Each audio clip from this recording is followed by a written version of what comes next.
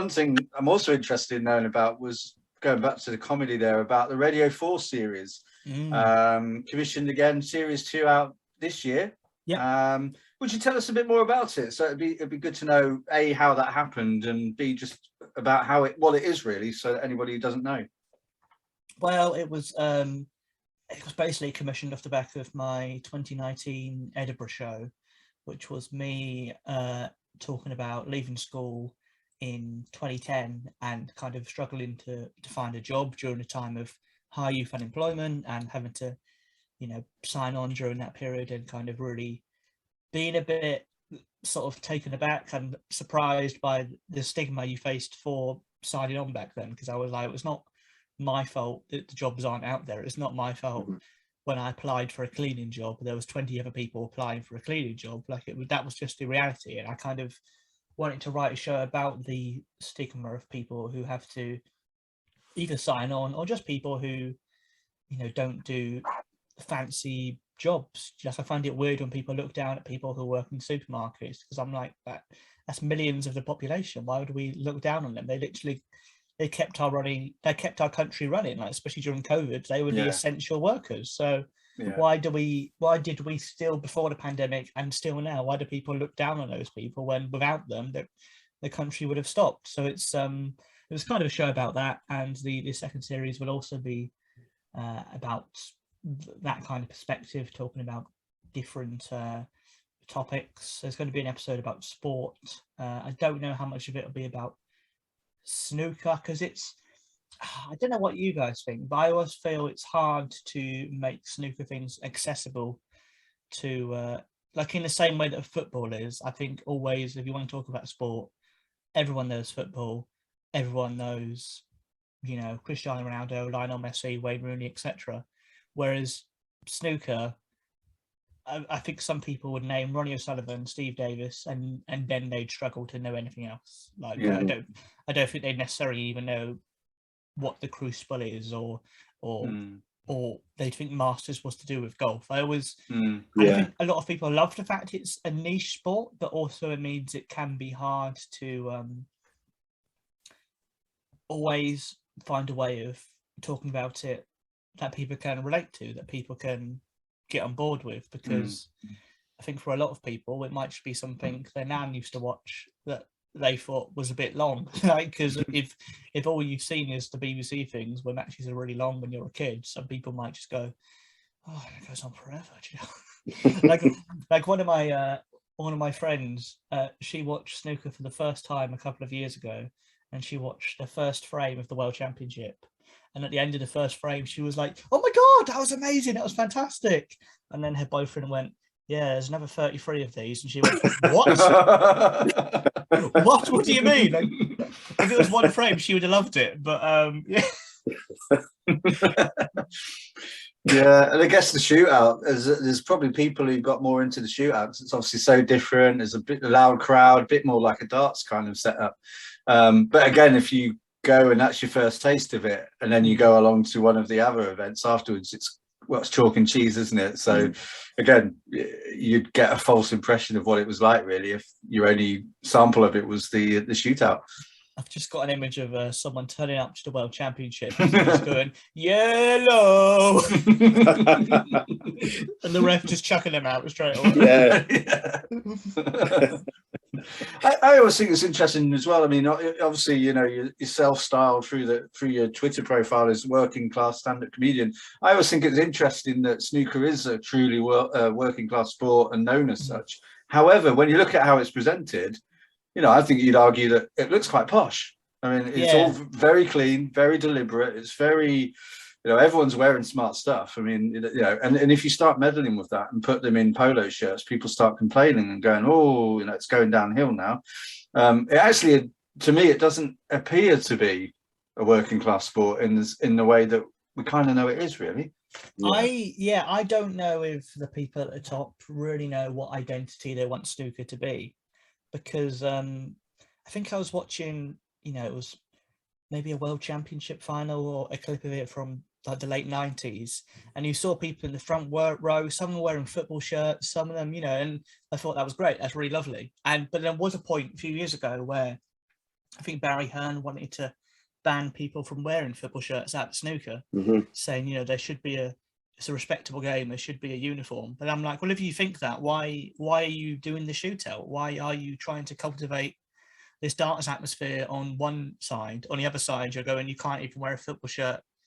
When you've paid for your ticket, you can wear it you want. I think if you've paid for your ticket to watch the snooker, as long as you've got clothes on, that's fine. Like, I don't know why they'd say you can't wear a football top. I thought that kind of did feel a bit like classism to me, really. Like, especially when in the past they did wear football shirts. So I just felt that was a bit weird, and I just feel like they don't really know what they want to be. And I think it shows where a lot of players have openly come out and said they don't like the dress code.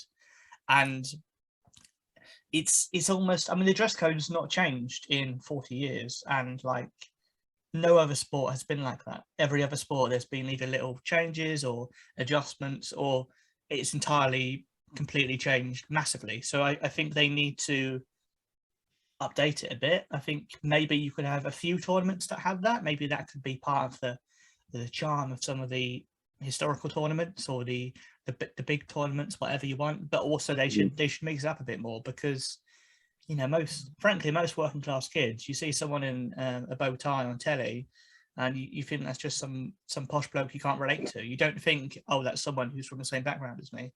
So I think they do need to change it up a bit. And even, I mean, I wouldn't mind if they had people dressed like they were dressed at the pub. Do you know what I mean? As long as they're playing good snooker, like, I don't really think that matters. It's not the Oscars where everyone's talking about the act. No one's going, did you see Bingham's 3-piece suit? No one cares. No one.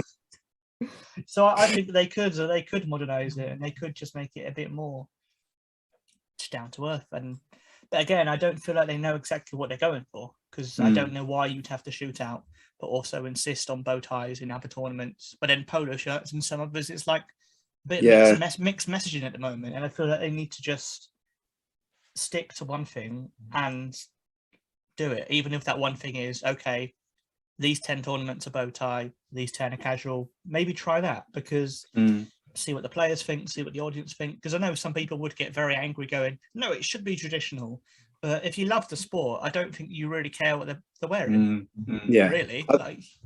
I think possibly, I think they've got their majors in snooker, the Triple Crown events. I think for those events, I think keep the tradition, bow ties, waistcoats and stuff. Other events, I think you'd relax it and have polo shirts. I mean, at the end of the day, wearing a shirt, a bow tie, when you're bending over a table, it's quite restrictive. So it's not the easiest uniform to play snooker in. It's not the most comfortable. Well, I think Trump said that, didn't he? I think Trump said that himself. I mean, it's crazy that anybody, playing a game like snooker where you have to bend over the table, if you've got something tight around your neck, you're not going to play your best snooker, So, I think maybe keep it for the Triple Crown events, but relax it in other events. Also, aren't they missing a trick, though? You kind of said about parallels with football. And, I mean, I was surprised. I went to the English Open this season in Milton Keynes, and I'm not someone who's well travelled for going to snooker. I watch it on TV, but and there was a very small kind of merchandise stand, really, considering it is a world ranking event. And also, they don't lend themselves to it, do they? I mean, if they had it so that you could wear coloured shirts with your name on the back or whatever, you might get players get more of a following because the colour code they wear, or just the style that they have. A name and number on the back or something, and just kind of, well, Robertson's always number 9, or Higgins is 12, or whatever it might be. That's a great idea. And kids starting to buy the tops and going, oh, my favourite player such and such, and it just gives them more identity, doesn't it? Whereas it just feels very anonymous at the moment. And as you said, really, Tom, who would know anyone outside of O'Sullivan and hardly anyone else in the modern game if they haven't really sat down and watched it. Yeah, they need to up the merch game. They really do. Because, I mean, there's so many things you could do. And, almost like if the players had more of a branding, they have the names, they have the nicknames. That's already a start. You can buy a T-shirt with Ronnie O'Sullivan, the Rocket or something. Maybe they could have little sort of cartoon images with them or something like that. And just something to really make... I don't feel like they are the best at actually sort of integrating fans at snooker. I feel like a lot of it feels very much like, right, they're the people on the table of snooker. You fans, you're just the ones watching it, and you're not allowed to get involved. You shouldn't want to get involved. And I feel like they should do more to actually cater to the fans and have them as part of the experience, even if it was a thing like a fan is part of the team who hand over the trophy, or maybe competitions where young fans can interview the players before the World Championships, because all the I've seen so many times where they have interviews at like the Masters or whatever, and they're so dry, they're so dull. They're just, here's Mark Selby in a white room sitting on a stool for some reason, just in a room on his own, nothing else there. What is this room that you've put Mark Selby in? And answering the same, either him answering the same questions, or they go, and here's the other 16 players. And they all go, oh yeah, Selby's really good at long shots, and oh, he's good at grinding out a result. All things we've heard 500 times, and the pundits have already said it. And now you've got the Stuart Bingham saying it, and I've already heard it. I'd much rather have, maybe a young kid going like, oh, how did you feel when you did this? Or even ridiculous questions like, what's your favorite lollipop? Something that makes it a bit lighter, a bit sillier, a bit less dry, and I think it needs to be less serious. I think we need a bit more of that sort of spirit there, because otherwise, how are you going to draw people in? The sport could be serious when they're playing, but the stuff alongside it, I just think it could be a bit funner. There's a reason lots of players get bored of interviews. It's because the questions probably get very tedious when you've been playing for 20 years. And we've heard, haven't we, I think, Lee, from some players about the lack of players coming through. I think Liam Davies, we talked a bit about that with Welsh snooker, and you'll have experienced it with Scottish snooker. But again, it's not just about getting people watching, it's getting people inspired to go, well, I'm going to go to my nearest club and find out if I can play and get better. So it's a future-proof thing, really, isn't it? About, let's change the game, make it more appealing, and not just look after the top players, which is potentially the danger that might be what's happening. Well, and it's the thing that makes people fall in love with snooker is when they have their heroes. Like if they have, as you said earlier, a Stephen Hendry poster on the wall. Whereas nowadays, if you go to an event and they don't have that kind of merch, no one's going to have a poster of Kyron Wilson on their wall or something, because it doesn't exist. I can probably go on eBay and there won't be any, because no one's making them. And I know they're not going to sell in their millions, but for the niche snooker fans, I'm sure they'd be able to find some money to make something like that. The amount of money they already pay for winning tournaments, they could sort of reinvest a bit of that into, as you say, helping future-proof the sport by going, let's actually put some money into fan connection services and merchandise and things that are more of a memento of seeing the snooker than just a lanyard that you've got around your neck, like something proper. I think people would really go for that. Yeah, I think they're underestimating the small things go a long way. If you meet your one of your stars when you're young, your knee high or whatever, and you meet them, that stays with you for years, doesn't it? I mean, I do another podcast, the Speedway one, and Speedway is even more of a minority sport, really. I mean, it's proper minority sport. And we talk a lot to riders who are promoting themselves, who've got brochures every year because they want sponsorship. They've got people trying to arrange it for them. They've got the fan clubs being run by a fan and the family, and really kind of trying to get a big community around a speedway rider to push them on in their career, because they know how expensive it is for them to survive. And you kind of think it's the same thing in a way, and them just meeting a kid just outside when they're outside the track and talking to them, get a picture with them, buy some merch, it really fits together, and then you've got a fan for life. I mean, it really does work. I've always thought sort of on that idea of them trying to get sponsorship together, because I've seen a few times over the years a player will pop up and they'll set up a GoFundMe to help raise money to get into tour events or whatever that is. And I've always thought it's strange that I've never seen a player kind of properly let fans in on that experience and do like if someone like a Peter Devlin or something like that did right, what I'm going to do is I'm going to do YouTube videos. I'm going to take you behind the scenes of every single tournament I do. I'm going to give you the how I feel beforehand, bits of highlights from the match. I'm going to tell you how I'm feeling. I'm going to give you all the behind the scenes of my practicing, and properly brought you on that journey. I think lots of people would invest in that, and they would, you know, become Patreons, or they would, you know, give them money through GoFundMe or whatever. I feel like part of it is up to snooker players themselves to like have a similar initiative to musicians and comedians and other people in other entertainment formats. Because if someone lower down the rankings said, I've set up a Patreon, it's £2 a month, and you'll get behind the scenes video blogs and maybe a merch giveaway once a month, something like that, I'd be straight on it. Straight away, I'd be like, this sounds great.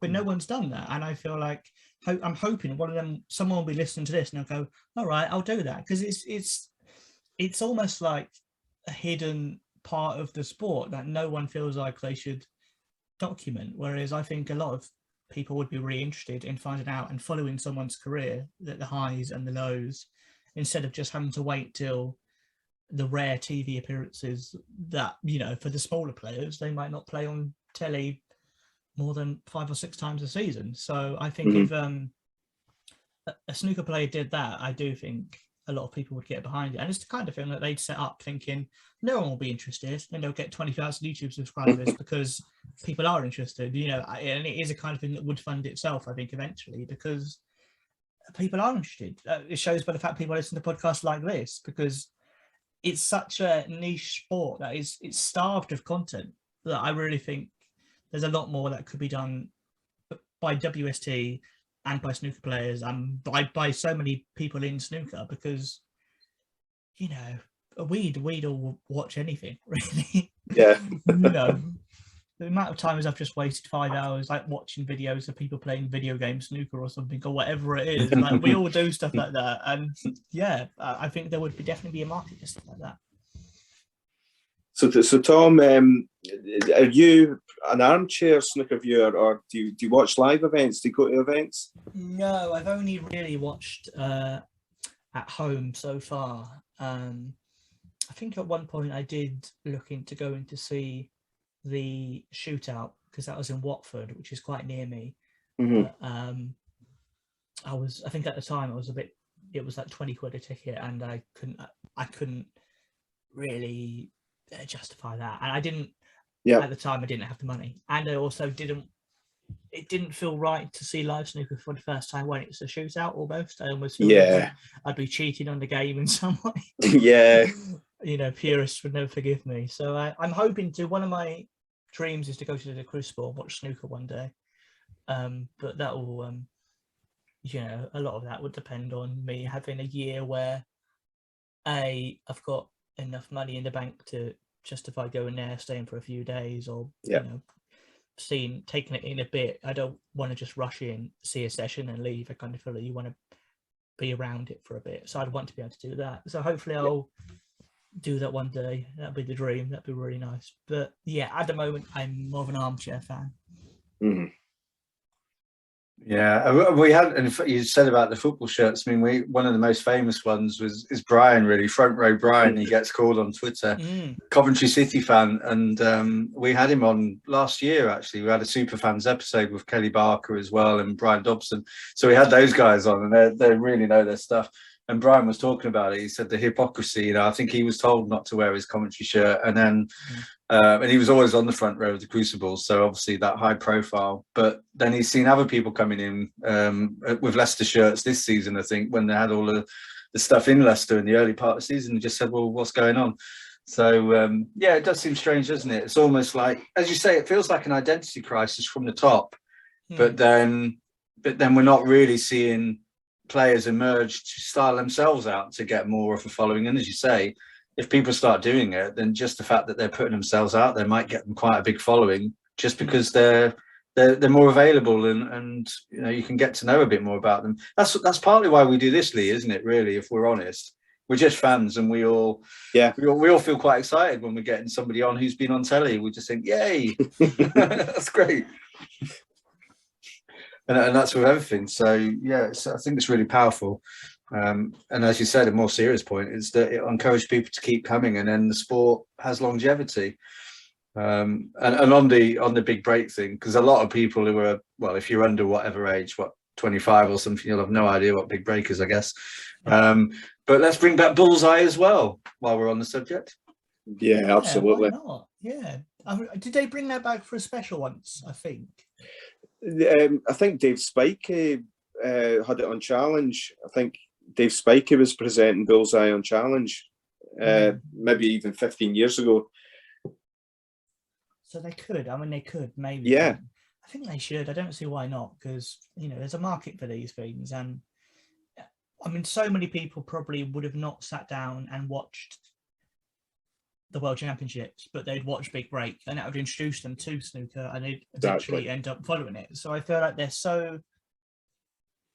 think they're important as like a mix between sport and like entertainment, comedy, whatever it's bracketed under, because it does promotes the sport, which is good for the channels, and also brings people in who don't even like the sport, and a lot of them would end up liking the sport because it's part of the show. And again, that big break thing, you did have more of the personalities of the players. They brought the players out, and they had a bit of a chat with them, and you felt like it was the players didn't have to take themselves too seriously. They didn't have to answer another dry question about how happy they'd be to get to number one, or how much it means to reach their 58th quarter final, whatever it is. You could just have them chatting about something silly, messing around a bit, chatting to the contestant. And I hope they bring it back, because you said they were, but I never will believe it till it's on telly, till it's because there's so many false dawns to these things when they go, they might bring it back, and then you never hear anything, and you just go, oh, I guess they didn't. So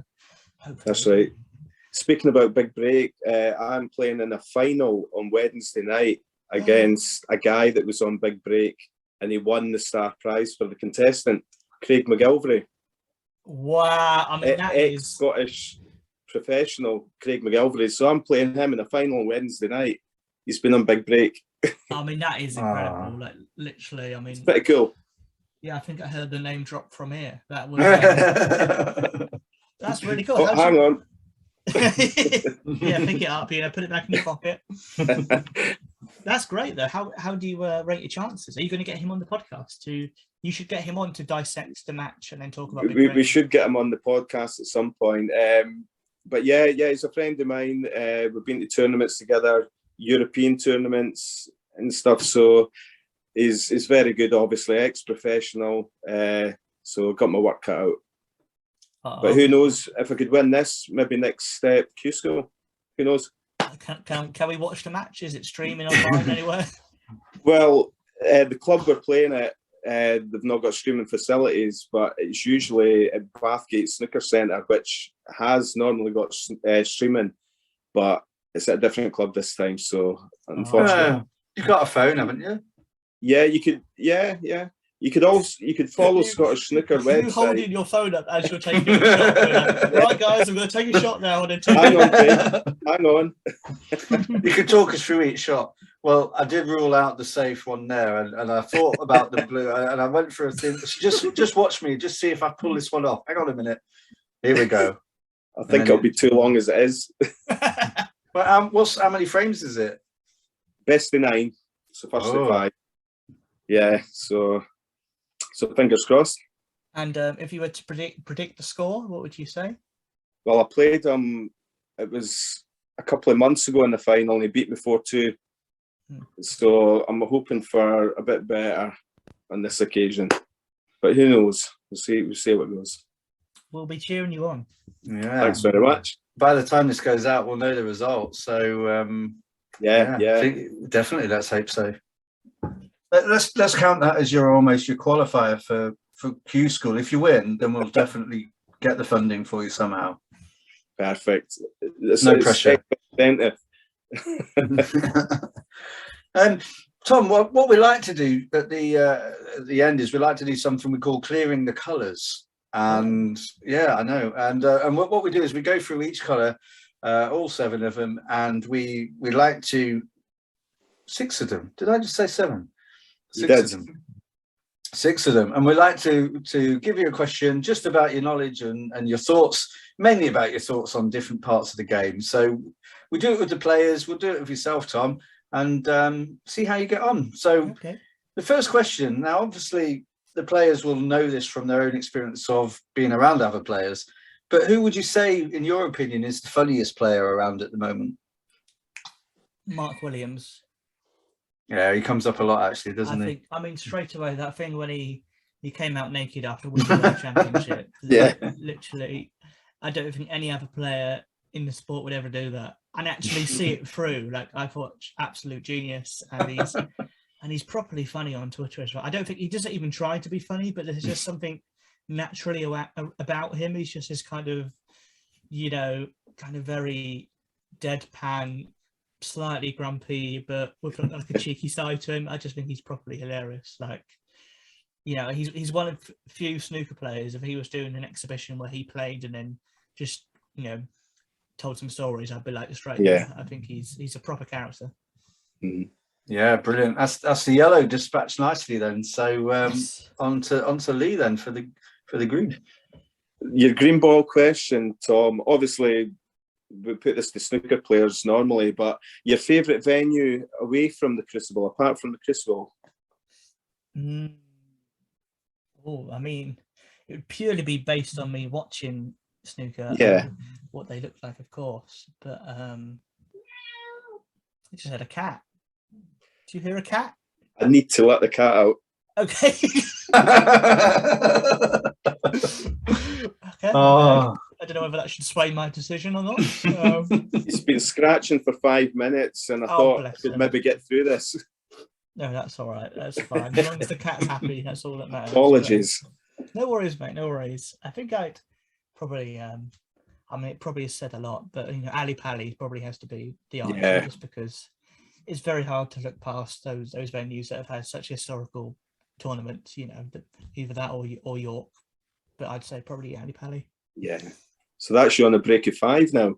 Yeah, here we go. Yeah, this is easy, really. The Brown, you might have already mentioned him, but who do you think the next player to win their first World Championship will be? I mean,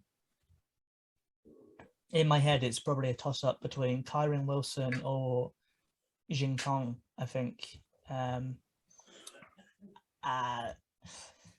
It's hard because my head says one thing, but I think it would be more exciting if another one. Okay, I'm going to say I think Zhao Zintong will be the next first-time world champion, but Kyron also has a chance as a previous finalist. But I'm going to stick my neck out with Zhao, I think. Yeah, I think those two must be the two most voted ones, to be honest. Great, that's in. So that's the Brown nicely in there. We're now getting further down the table. Over to you, Lee. Yeah, tricky blue. It's always a tricky blue, this one. Which actor would you get to play you in a film of your life? Oh, my word, that's a big question. That's exciting. Who do I... Oh, that's so hard, man. Why? This is like the trickiest blue I've ever potted. This is incredible. It's tough. I would go with... Oh, it's strange because in my head I'm trying to think, well, is it going to be my life when I'm older, or my life when I'm now, or my life when I'm younger? But I'm going to go... I guess I can just say an actor I like. I mean, we're not actually casting it right now, are we? I suppose you're not actually going to... Not at this moment. No. Okay. I mean, just because he's technically... Because it's on brand for the podcast, and he's technically an actor because he made a cameo in the film Break. I'm going to go with Crafty Ken. Okay. You might have to work on his accent, but either way, I just would like to see him get more acting work just because it's fun. Ken in a wig, basically. Yeah. Funnily enough, that's the first vote for Ken. Yeah. Oh, okay. Well, So go on. No, you go on. No, other people who have struggled have ended up saying Tom Hanks, I think, haven't they? Because they just say he's nice, and then he's adaptable. Well, I mean, just pick a great actor. It's good to keep Tom Hanks busy, I suppose. Doing lots of work. Yeah, Ken Doherty, great one. Yeah, could see it actually. Yeah, could see that. Okay, well, that's the blue. So we're now at the business end, really, and the pink. Again, it's easier, I guess, if you're around the players, but kind of like to know who the all-round good eggs are. And I just wonder if there's any players that stand out that you just think from either seeing them on, the internet, videos, interviews, the nicest player. Is there someone that just comes across as just a gem of a person? I mean, I really liked and respected Mark Allen when he said he was volunteering to do work during the pandemic to help people out, and I think that was a sign of a decent person when you're not just sitting on your bum doing something. He didn't have to do anything to earn money or whatever. He was doing it for free, and I thought that's the sign of someone who wants to help out and look after people. So I think that's a good thing he did. And I'll also give a shout out just because I saw it on Twitter today. I think there was someone in a nursing home who was a big fan of snooker, and there was a picture of Mark Selby who went to visit them, and Mark Selby with his arm around this bloke who's maybe in his 90s or something, and I just thought that's just a really lovely touch. Do you know what I mean? So I think class. I'll say the two Marks. Yeah, great. Okay, we're on to the black to clear the table for your highest break, Tom. I'm sure. I feel like Ken on the 147 here. Don't do what Ken done. What would you call your autobiography if you wrote one? Oh, that's a big question. I mean, because I on a sort of related topic, I love the fact that Ronnie has written 3 novels that he says they're not about snooker, but all of them have titles that are clearly related to snooker. Yeah. I think one of them's like Break Off or something like that. Yeah, Framed is one, isn't it? Framed. That's right. I liked that a lot. I think I would probably call it something like, and again, I'm thinking again, am I writing the book now or in 30 years? Because who knows what will happen in 30 years. Yeah. But I think as a general title, I'd be tempted to call it something like, oh God, not a bloody autobiography, or just something like that. Do you know what I mean? Something like that. That's kind of because otherwise I feel like it would just be something cheesy like My Story or something like that. Everyone calls their book, so I'll just call it something like that. Yeah, you could borrow one of the Frankie Boyle ones. Do you see some of the titles he gives to his ones? Like, I'm going to jump out of this book and kill you, or something like that. I mean, it keeps your attention. It's that's what you want a title to do, to go, wait, what? So you read it again. So something like that. Words to that effect. Well, look, you've done it. You've done it. You've put them all away. I think the blue was tricky, but we knew it was because it wasn't very well placed. It was off its spot. No. And the pink was nicely over, but you still you followed it through and nicely tucked away. So you cleared the colours. So well done. Thank you very much. So I guess really, I mean, it'd just be interesting to know, what's next for you then in terms of, gigs and what you've got coming up, any projects, where might we see you, hear from you, and if people want to look you up? Well, I'm recording the second series on Radio 4. I'm recording that in, I think, May. And I've got tentative plans in my head to do some sort of snooker video series for the World Championships. I don't quite know what that's going to entail, and that will depend on how busy I am with other work that will, frankly, pay better than all the stuff we put online. Well, we put it online and we get nothing for it. So we will see. But I'm hoping to do something a bit kind of snooker and comedy related on my YouTube channel. So just, if you're watching it on YouTube, search my name and subscribe, and there might be some snooker stuff pop up. I'm hoping to, because again, I think there's a gap in the market for that, because apart from Richard Herring playing himself at snooker, most people aren't really doing it. So I'm going to try and do something like that. And just follow me on Twitter, and I'm sure I'll be tweeting a lot during the World Championship. I try and limit most of my snooker tweeting to the majors, because otherwise I think I would lose half my Twitter followers because you know, I don't know how much it crosses over, but I will be tweeting a lot during the Worlds, and yeah, that's what I'll be up to. Great. Well, just best of luck then, really, and obviously, you know, Edinburgh, I guess, will be coming up at. Oh yeah, yeah, later. I'll be in Edinburgh. So if you're around, feel free to pop in and see my show. And yeah, that'll be all on my Twitter, my website, all those sort of things. Great. Well, look, I mean, all's to say from me, really, Tom, is just, you know, big thanks for spending some time with us, having a joke or two, and just, you know, humouring us with your time. It's been really good fun, actually, and it's been a very different kind of episode. But I think for me, I think that makes it all the more interesting, really, rather than us always go down one route. So I really want to thank you for your time, and I know Lee will probably say similar. Yeah, absolutely, Tom. Thanks for your time. It's been great to get to know you a bit better, and it's been great to get to hear your views on the snooker. And I wish you all the very best with whatever you're doing in the future. And I hope to see you at one of your gigs. Oh, cheers, guys! It's been an absolute pleasure. Do you know what I mean? I think it's most people in the snooker community are quite nice, quite pleasant. I don't think there's really many bad eggs, and this was a really lovely chat. So thank you for having me on.